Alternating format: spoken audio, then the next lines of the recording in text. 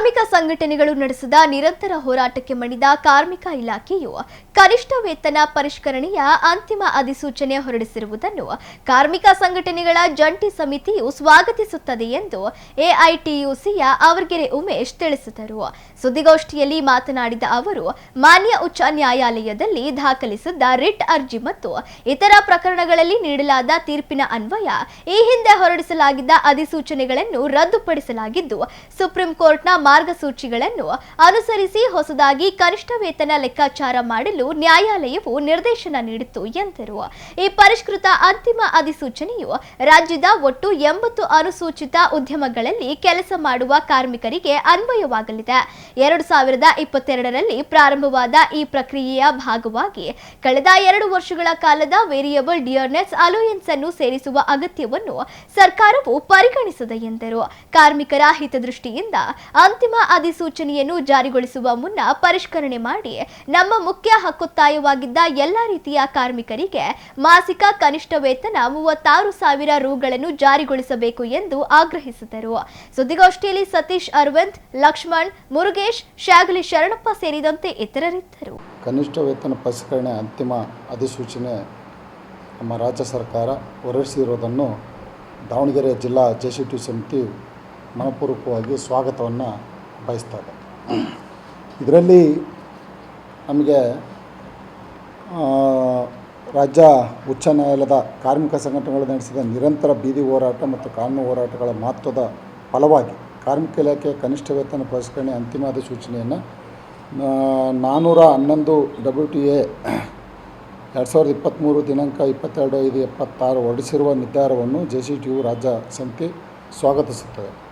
ಮಾನ್ಯ ಉಚ್ಚ ನ್ಯಾಯಾಲಯ ಸಲ್ಲಿಸಿದ ರಿಟ್ ಅರ್ಜಿ ಮತ್ತು ಇತರ ಪ್ರಕರಣಗಳಲ್ಲಿ ನೀಡಲಾದ ತೀರ್ಪಿನ ಅನ್ವಯ ಒಟ್ಟು ನಮಗೆ ಈ ರಾಜ್ಯದಲ್ಲಿರ್ತಕ್ಕಂಥ 99 ಅಸಂಘಟಿತ ವಲಯದಲ್ಲಿ ಕೆಲಸ ಮಾಡುವಂಥ ವಲಯಗಳಿದ್ದಾವೆ.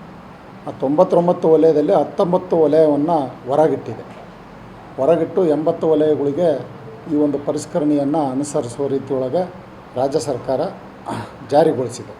ನಾವು ಈ ರಾಜ್ಯ ಸರ್ಕಾರಕ್ಕೆ ವಿನಂತಿ ಮಾಡ್ಕೊಳ್ಳೋದಿಷ್ಟೇ, ಒಂದು ಬಹುಮುಖ್ಯವಾಗಿ ಮಹಿಳೆಯರೇ ಹೆಚ್ಚಾಗಿ ಆ ವಲಯದಲ್ಲಿ ಗುರುತಿಸ್ಕೊಂಡಿರೋದ್ರಿಂದ, ಒಂದು ಗಾರ್ಮೆಂಟ್ಸ್ನಲ್ಲಿ ಕೆಲಸ ಮಾಡುವಂಥ ಮಹಿಳೆಯರು, ಮತ್ತೊಂದು ಬಿಡಿ ವಲಯದಲ್ಲಿ ಕೆಲಸ ಮಾಡುವಂಥ ಮಹಿಳೆಯರು, ಮತ್ತು ಇತರ ಕೃಷಿ ಇರ್ಬೋದು ಅಥವಾ ಬೇರೆ ಕೈ ಕೆಲಸ ಮಾಡುವಂಥ ಸಣ್ಣ ಕೈಗಾರಿಕೆಗಳಲ್ಲಿ ಕೆಲಸ ಮಾಡುವಂಥ ಯಾವುದೇ ವಲಯ ಇದ್ದರೂ ಕೂಡ ಅದರಲ್ಲಿ ಹೆಚ್ಚಾಗಿ ಮಹಿಳೆಯರೇ ಕೆಲಸ ಮಾಡ್ತಾ ಇರೋದರಿಂದ ಆ ಮಹಿಳೆಯರನ್ನ ಕಾರಣ ಏನಂತ ಹೇಳಿದರೆ, ಸರ್ಕಾರಕ್ಕೆ ಕೇಳಿದರೆ, ನ್ಯಾಯಾಲಯಕ್ಕೆ ಪ್ರಸ್ತಾಪ ಮಾಡಿದರೆ, ಅವರು ಎಲ್ಲ ಪೀಸ್ ವರ್ಕ್ ಮೇಲೆ ಕೆಲಸ ಮಾಡ್ತಾರೆ.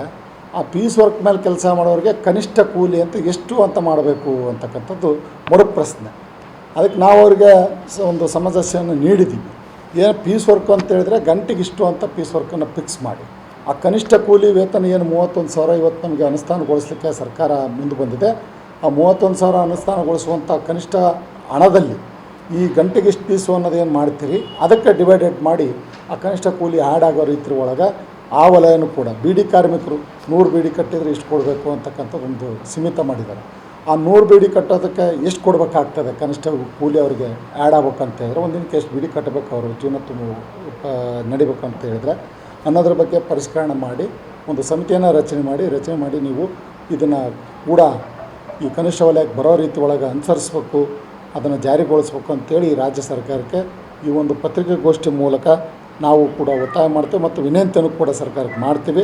ಮತ್ತೊಮ್ಮೆ ನಾವು ಹೇಳಿದಂಥ ಎಲ್ಲ ಬೇಡಿಕೆಗಳಲ್ಲಿ ಪ್ರಮುಖವಾಗಿ ಕನಿಷ್ಠ ವೇತನದ ಬೇಡಿಕೆಯನ್ನು ಮೊನ್ನೆ ಕೂಡ ಮಂತ್ರಿಮಂಡಲದಲ್ಲಿ ಅದನ್ನು ಜಾರಿಗೊಳಿಸಲಿಕ್ಕೆಲ್ಲ ತಯಾರಿಯನ್ನು ನಡೆಸಿದೆ. ಅದಕ್ಕೆ ಕೂಡಲೇ ಸಂಬಂಧಪಟ್ಟ ನಮ್ಮ ಏನು ಮಾಲೀಕ ಆಡಳಿತ ಮಂಡಳಿ ವರ್ಗಕ್ಕೆ ಸೂಚನೆಯನ್ನು ನೀಡಿ ಈ ಮೇ 1ನೇ ತಾರೀಕಿನಿಂದಲೇ ಕಾರ್ಮಿಕರ ದಿನಾಚರಣೆ ಆಗಿರೋದ್ರಿಂದ ಮೇ 1ನೇ ತಾರೀಕಿನಿಂದಲೇ ಈ ಕನಿಷ್ಠ ಕೂಲಿ ವೇತನ ಅನುಷ್ಠಾನ ಆಗಬೇಕು ಅನ್ನೋ ರೀತಿಯೊಳಗೆ ಕ್ರಮವನ್ನು ವಹಿಸಬೇಕು ಅಂತೇಳಿ ತಮ್ಮ ಮೂಲಕ ನಾವು ರಾಜ್ಯ ಸರ್ಕಾರಕ್ಕೆ ವಿನಂತಿ ಮಾಡ್ತೀವಿ.